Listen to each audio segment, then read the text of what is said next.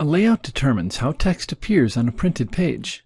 In the layout lessons, you'll learn how to determine the set values for all of the various paragraph and page elements.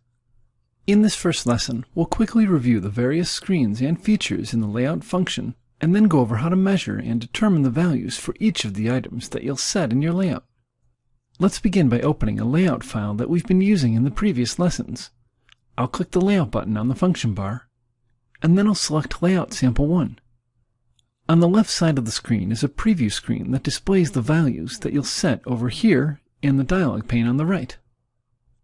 There are three categories of items for which you will set values in each layout: paragraph setup, page setup, and headers and footers.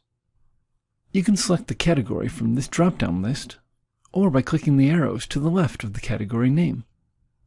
Under each category heading, you'll set the values for the various items in that category. For example, in the paragraph setup, you'll set margins and indentation, spacing, alignment, fonts, and other items for each and every type of paragraph that you'll use in your transcripts. In page setup, you'll set values for page-specific items such as line numbers, paper size, and margins, characters per inch, timestamps, and box lines. In headers and footers, you'll set up the horizontal and vertical position for your page number and any other headers and footers you may use. Before we begin to set these values, we need to make sure Case Catalyst is set up for our preferred measurement system, and then how to measure the position of each item and determine what the values should be. If you work in the United States, you probably measure the position of items on the page in inches rather than centimeters, and by default, Case Catalyst is set to measure in inches. However, if you work outside of the United States, you might prefer to measure in centimeters.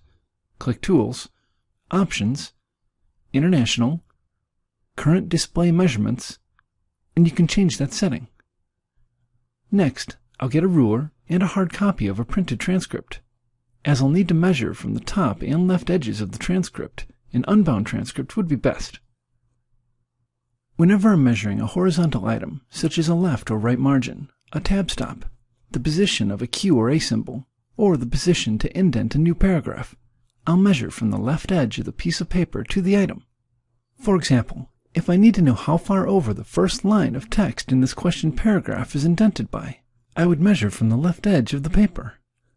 And whenever I'm measuring a vertical item, such as a position of a top or bottom margin, or the position of a box line, or header, or footer, I'll measure from the top edge of the piece of paper to the item. For example, if I need to know how far down the bottom margin of the page is, I would measure from the top edge of the paper. You're just about ready to begin creating a layout. Before you get started, it would be a good time to practice the measuring techniques you just learned. Go into the Training User and follow the directions for Exercise 1 in the Layout Practice document. Then proceed with the next lesson in order.